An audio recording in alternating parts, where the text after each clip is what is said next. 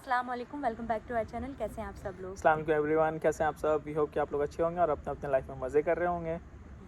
तो आज हम बात करने वाले हैं एज ए न्यू कमर, आप अगर यहाँ आए हैं कनाडा में तो क्या क्या चीज़ें आपको अवॉइड करनी चाहिए। तो बेसिकली हम लोग इस वीडियो में यही बात करें कि एज अ न्यू कमर हम आते हैं तो हमें कनाडा के बारे में ज़्यादा कुछ पता नहीं होता है, ज़्यादा कोई आइडिया नहीं होता। अगर आप हमारे जैसे बिल्कुल ही न्यू कमर है कि हमारा कोई रिलेटिव ना कोई दोस्त है यहाँ पे, तो ये वीडियो तो आप लोगों के लिए बिल्कुल ज़रूरी देखना है, राइट? क्योंकि यहाँ एक तो नई सिटी है, वेस्टर्न कंट्री है और यहाँ के बारे में बिल्कुल भी कुछ पता नहीं होता है। यहाँ के कल्चर, यहाँ की कम्युनिटी, यहाँ पे कैसे अडेप्ट करना है कनाडा को, तो ये सब चीज़ जानने के लिए इस वीडियो को पूरा एंड तक देखें। और ये सिर्फ यंगस्टर्स के लिए नहीं है, वीडियो उन पेरेंट्स के लिए भी हैं जो अपने बच्चों को यहाँ पे भेज रहे हैं अकेले, बिना किसी के सहारे, है ना। तो उन लोगों के लिए भी ये जानकारी लेना बहुत ज़रूरी है, बहुत इम्पॉर्टेंट है कि यहाँ मतलब कैसे क्या क्या चीज़ से बचना चाहिए और आते साथ ही आपको क्या क्या चीज़ करना चाहिए। एग्जैक्टली। चलिए फिर वीडियो को शुरू करते हैं। तो सबसे पहले हम बात करेंगे सिम कार्ड की। अगर आप कनाडा आए हैं तो सिम कार्ड आपने अपने ही आईडी पे लेना है, किसी और के आईडी पे नहीं लेना है, उससे आपका क्रेडिट स्कोर नहीं बनेगा, राइट? बिल्कुल। एक तो आप ये कर सकते हो, अभी ऐसा भी है कि आप अपने बैक होम कंट्री से भी सिम कार्ड ऑर्डर कर सकते हो। अगर ये नहीं करते हो तो आप एयरपोर्ट पे आते साथ ही आप अपने पासपोर्ट पे सिम कार्ड ले सकते हो। अगर ये भी नहीं करते हो तो प्लीज़ ये चीज़ मत करना कि आपके जानने वाले यहाँ पे कोई है तो उसके नाम से आप अपना सिम कार्ड ले लिया या फ़ोन ले लिया, और ये क्या है कि ये बिल जो है उनके नाम पे जनरेट हो रहा है, तो इस वजह से आपका क्रेडिट स्कोर बिल्कुल भी नहीं बनेगा, वो बिल्कुल भी ज़ीरो रहेगा। आप बिल नहीं पे करोगे, कुछ नहीं करोगे तो आप गवर्नमेंट के नज़र में आओगे ही नहीं कि आप कहीं पे पैसा इन्वेस्ट कर रहे हो, लाइक कोई बिल पे कर रहे हो। तो ये चीज़ बिल्कुल भी अवॉइड करना, तो अपने नाम पे ही सिम कार्ड लेनी है। तो अब बात करते हैं नेक्स्ट पॉइंट पे। तो नेक्स्ट पॉइंट है हमारा क्रेडिट स्कोर बिल्ड करना। तो यहाँ पे जैसे कि आप जानते हो, यहाँ पे आपको ज़्यादा से ज़्यादा जो भी एक्सपेंसेस करने होते हैं आपको क्रेडिट कार्ड से करने होते हैं ताकि आपका क्रेडिट स्कोर बिल्ड हो। अगर आप डेबिट कार्ड से परचेस करते हो तो वो उसका कोई फ़ायदा नहीं होगा एक्चुअली में, बट ये है कि आपको कुछ क्रेडिट पेमेंट नहीं होगा, बट आपका क्रेडिट बिल्ड नहीं होगा। क्रेडिट स्कोर जो बिल्ड होना चाहिए, जो कि आपको बहुत सारी चीज़ में हेल्प करता है। कोई भी सामान लेने में, आप कल को लाइक फ़ोन ले रहे हो या कोई कार ले रहे हो या घर ले रहे हो, तो उसके लिए क्रेडिट स्कोर होना बहुत ज़्यादा इम्पॉर्टेंट है। अच्छा क्रेडिट स्कोर और अच्छा क्रेडिट स्कोर होना बहुत इम्पॉर्टेंट है। तो जैसे ही आप कनाडा में उतरते हो, आपको एक बैंक अकाउंट खुलवाना है अपना किसी भी बैंक पे, और उसमें आपको एक सेविंग अकाउंट खुलवाना है और एक क्रेडिट कार्ड भी लेना है। उन लोग खुद प्रोवाइड करते हैं क्रेडिट कार्ड, और क्रेडिट कार्ड का लिमिट जितना है उतना आपको स्पेंड नहीं करना है। ये भी बहुत इंपॉर्टेंट चीज़ है कि मान लो आपका क्रेडिट का लिमिट है $1000, बट आपको वो $1000 स्पेंड नहीं करने हैं, उसका कम से कम मैक्सिमम आपको 30% स्पेंड करने होते हैं अच्छा क्रेडिट स्कोर बिल्ड करने के लिए। अगर आप मान लो कि $1000 है, आप हर महीने $1000 स्पेंड कर रहे हो और आप पे भी कर रहे हो उसे टाइम से, लेकिन वो आपका क्रेडिट स्कोर बिल्ड नहीं करेगा अच्छा। तो इसका बैंक वाले ने ही बोला है, लाइक जैसे कि आपका $1000 क्रेडिट स्कोर है तो आप 30 to 40% जो है वो आप अपने स्पेंड करो, और टाइमली मैनर में आप अगर पे कर रहे हो तो वो ज़्यादा बेटर है आपका क्रेडिट स्कोर बिल्ड करने के लिए। आप ये चीज़ को मान लो कि अगर आपका एक्सपेंसेस ज़्यादा है तो आप मल्टीपल क्रेडिट कार्ड रख सकते हो, इसमें कोई बुराई नहीं है, लेकिन वो आपको मैनेज करना है, ठीक है। हर टाइम से टाइमली पेमेंट होना चाहिए ताकि आपका क्रेडिट स्कोर अच्छे से बिल्ड हो पाए। तो नेक्स्ट हम बात करना चाहते हैं अपना जो भी ड्राइविंग, आपका जो बैकग्राउंड है वो क्लियर रखना है। यहाँ पे आएंगे तो रूल्स एंड रेगुलेशन फॉलो करके ही चलना है। कोई भी एक्सीडेंट ना हो, कोई भी आपको ऐसा कुछ ना हो जिससे आप जो है पुलिस के अंडर में आ जाएं, और वो अंडर में आने से ये है कि आप पे फ़ाइन ज़्यादा लगेगा। एक तो बात ये है, और फाइन लगने के बाद आपका जो कार का इंश्योरेंस है वो भी बढ़ जाता है। बहुत ज़्यादा बढ़ जाता है। इंश्योरेंस होता है ना, फिर आपका जो कार का इंश्योरेंस है वो भी बढ़ जाता है। बहुत ज़्यादा बढ़ जितना जाता आप है। दे रहे हैं उससे हो सकता है डबल हो जाएगा। तो आपको इस चीज़ का भी ध्यान रखना है कि आपका जो भी यहाँ पे ड्राइविंग का आपका बैकग्राउंड है, आपका जो भी आपका ड्राइविंग का है वो क्लियर बैकग्राउंड रखना है, उसमें कोई एक्सीडेंट ना हो, ये चीज़ का बहुत ज़्यादा ध्यान रखना है। ये यहाँ पे ये नहीं करना है कि हमने अंधाधुंध गाड़ी चलाना है, यहाँ तो कोई देखने वाला नहीं है, जो देखेंगे तो फिर वो पकड़ेंगे आपको। और इसमें आपका पॉइंट्स भी हो जाता है, लाइक ड्राइविंग लाइसेंस में आपके जितने पॉइंट्स बन रहे हैं वो उतना ज़्यादा ख़राब है, ठीक है। तो जितना ज़्यादा से ज़्यादा हो सके अपने आप को सिक्योर करके चलना है, और फिर अच्छे से रहना है। और बहुत सारी ऐसी जॉब है जो आपके ड्राइविंग लाइसेंस का बिल्कुल। बैकग्राउंड चेक करते हैं, बिल्कुल। उनको क्लियर बैकग्राउंड चाहिए होता है। तो कई सारी जॉब को आप खो सकते हैं खो अपने सकते हैं। बैकग्राउंड, अगर आपसे कोई एक्सीडेंट हो जाए तो आप बहुत सारी जॉब अपॉर्चुनिटीज़ को खो सकते हैं। बिल्कुल। तो ये चीज़ का भी ध्यान रखना है। बिल्कुल। तो जैसे मान लीजिए आप कोई भी साल में आ रहे हैं और अगर दिसंबर से पहले अगर आप आ रहे हो या लगभग दिसंबर में भी आ रहे हो तो आपको बहुत ज़रूरी है टैक्स फाइल करना। टैक्स फाइल हम लोग करते हैं मार्च अप्रैल के मंथ में, ठीक है। गवर्नमेंट में को टैक्स फाइल अपना करना होता है टैक्स कंसल्टेंट के थ्रू। बट ये है कि करना बहुत ज़रूरी है। ऐसा नहीं है कि आप दिसंबर के एंड में आए हो और आपके पास जॉब नहीं है तो भी आपको टैक्स फाइल करना है। एज ए स्टूडेंट अगर आप आ रहे हो और तो आपको बहुत सारे टैक्स बेनिफिट मिलते हैं। एज ए स्टूडेंट आप करोगे तो आपको बहुत ज़्यादा बेनिफिट मिलेगा। जो आप कॉलेज फ़ीस दे रहे हो तो उसका कम से कम 15 से 20% जो है आपको टैक्स रिटर्न मिल जाएगा अगर आप टैक्स फाइल कर रहे हो, जॉब नहीं कर रहे हो तो भी। पीआर और वर्क परमिट वालों के लिए भी बहुत ज़्यादा इंपॉर्टेंट है। अगर आप नए आ रहे हो तो भी अगर आपके पास जॉब नहीं है तो भी आपको टैक्स फाइल करना है। आपका बहुत सारा एक्सपेंसेस जो है आपको रिटर्न हो जाएगा। अगर आप कहीं पे कोई वर्क फ्रॉम होम कर रहे हो, वर्क फ्रॉम होम के रिलेटेड आप कोई सामान खरीद रहे हो तो वो सब चीज़ आप क्लेम कर सकते हो। उसका जितना भी टैक्स है वो आपको रिटर्न मिल जाता है। नेक्स्ट हम बात करेंगे नेटवर्किंग। सभी जानते हैं कि कनाडा आप आए हैं तो आपको नेटवर्किंग बनाना, यहाँ पे नेटवर्किंग करना कितना ज़रूरी है, बहुत ज़रूरी है। बहुत ज़रूरी है। आप क्या कीजिएगा, आप लिंक्डइन पे अपने प्रोफेशन से रिलेटेड कनेक्शन बनाइए और कोशिश करिए यहाँ पे नेटवर्किंग न्यू कमर्स जो आते हैं उनके इवेंट्स होते हैं उसको ज्वाइन कीजिए। और आप ऐसे फ्रेंड्स बनाइए, ऐसे लोगों में उठिए बैठिए जो आपको आगे की तरफ लेके जाएं, जो आपको पीछे की तरफ लेके आने की कोशिश करें, जो आपको आगे बढ़ने के लिए कुछ इनकरेज ना करें या फिर मोटिवेट ना करें। तो ऐसे लोगों के साथ तो बिल्कुल ना बैठें जो आपको इनकरेज करें कि आप कुछ कर सकते हैं। तो ऐसे लोगों के साथ उठे बैठे और ऐसे लोगों से ही नेटवर्किंग बनाएं। और यहाँ पे नेटवर्किंग बनाना बहुत ईजी है, बहुत ज़रूरी भी है, बहुत ईजी भी है। क्योंकि यहाँ पे बहुत सारे ऐसे इवेंट्स होते हैं और आपको फेसबुक पे हर जगह आपको ग्रुप्स मिल जाएंगे। अपने प्रोफेशन से रिलेटेड लोगों से कनेक्ट कर सकते हैं लिंक्डइन के थ्रू। तो आप यहाँ पे नेटवर्क बनाना बहुत इम्पोर्टेंट है। हाँ, अगर आप इंट्रोवर्ट हैं तो प्लीज़ वो आदत छोड़ दीजिए, वो आपके लिए लॉस हो सकता है। इसलिए यहाँ पे नेटवर्किंग बनाना बहुत ज़रूरी है। तो इनफैक्ट यहाँ पे ये भी होता है कि गवर्नमेंट की तरफ से काफ़ी सारे इवेंट्स होते हैं, लाइक जॉब फेयर है, करियर फेयर है, ये सब चीज़ होते रहते हैं। आप लोग को वहाँ पे जाना है, वहाँ लोगों से मिलना है, बातें करनी है, नंबर एक्सचेंज हो सके तो नंबर एक्सचेंज करें आप। तो इससे आपका ही फ़ायदा है, राइट। जितना जल्दी आपको जॉब मिल जाए ये सब चीज़ के थ्रू तो उतना अच्छा है। तो नेक्स्ट पॉइंट है हमारा स्कैम्स।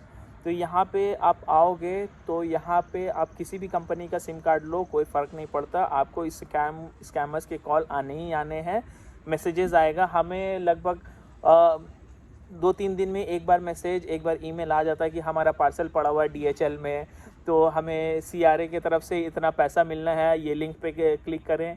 तो और ये मुझे सब तो अभी चीज़ कुछ दिन पहले आया था कि आपका ट्रांसफ़र हो गया है। ट्रांसफ़र हो गया, ठीक है। हमें हालांकि पैसे मिले काफ़ी महीने हो गए हैं, लेकिन फिर भी अभी तक मैसेज आता है कि आपका CRA से इतने पैसे ट्रांसफ़र हो गए हैं, यहाँ पे क्लिक करके आप एक बार देख लें।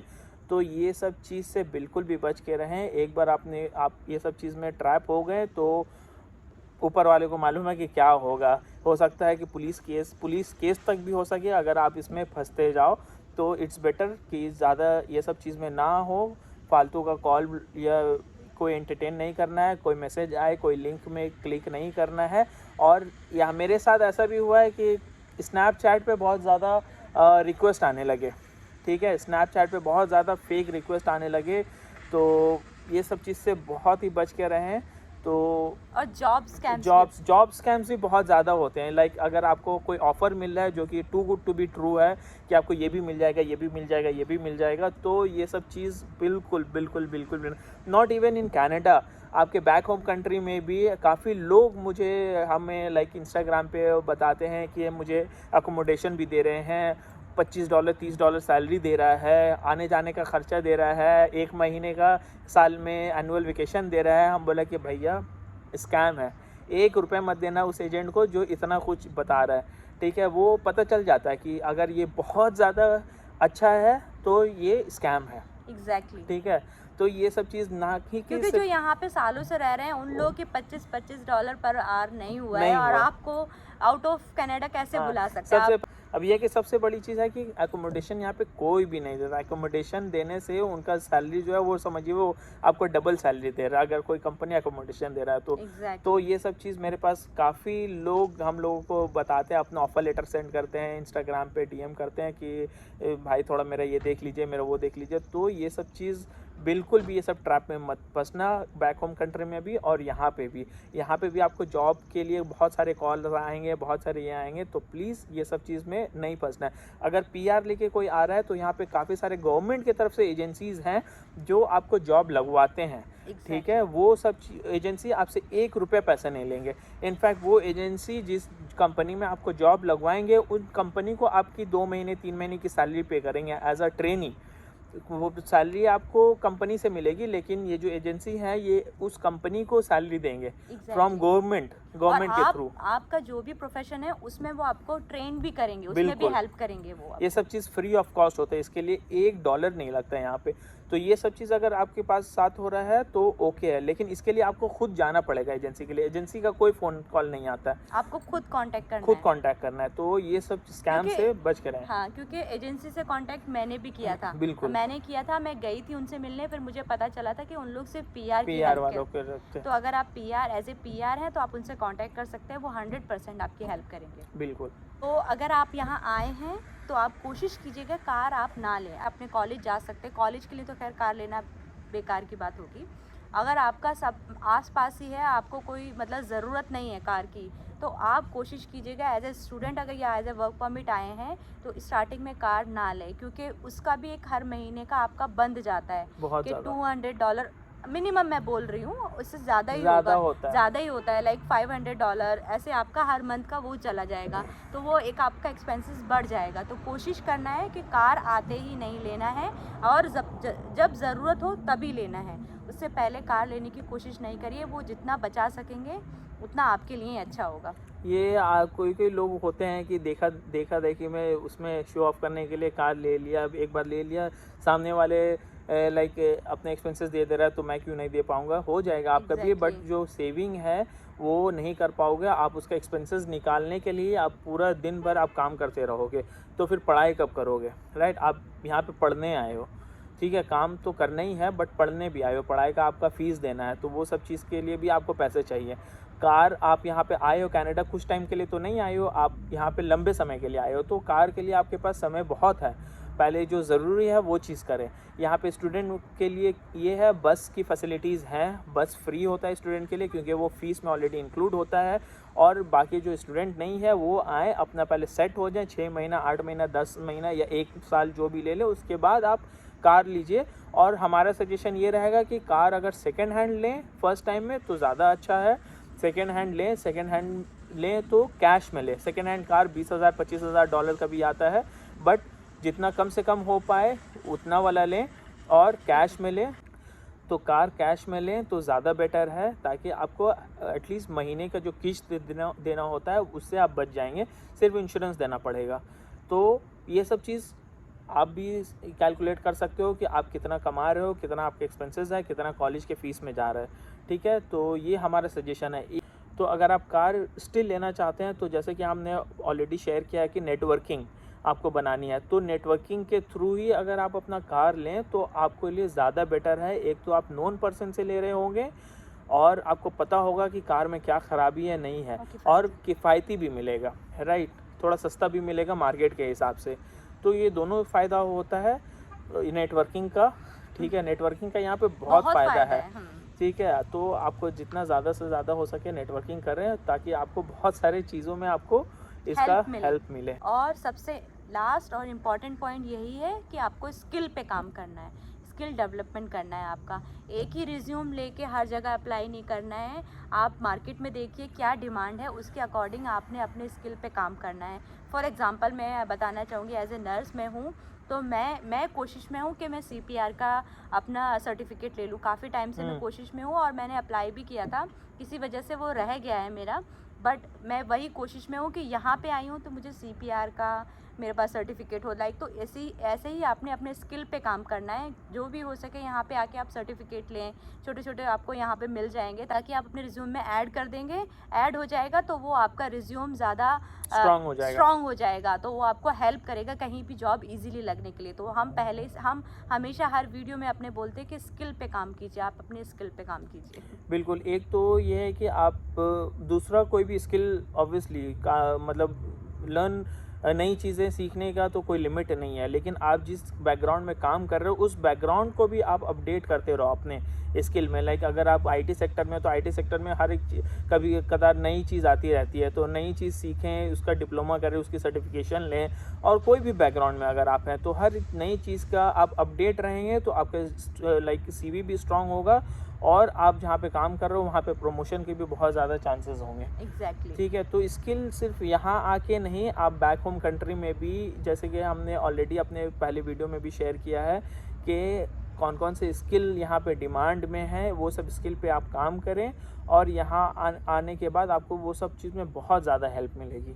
तो आई होप कि हमारी वीडियो आपको अच्छी लगी होगी। अगर अच्छी लगी है तो आप ज़्यादा से ज़्यादा शेयर करें ताकि सब लोगों तक ये इन्फॉर्मेशन जाए। अगर आप हमारे चैनल पर नए हैं तो प्लीज़ सब्सक्राइब करें, हमारी वीडियो को लाइक करें, और हम आप सबसे विदा लेना चाहेंगे। मिलते हैं आपसे नई वीडियो के साथ, तब तक के लिए अल्लाह हाफिज़। बाय, अल्लाह हाफिज़।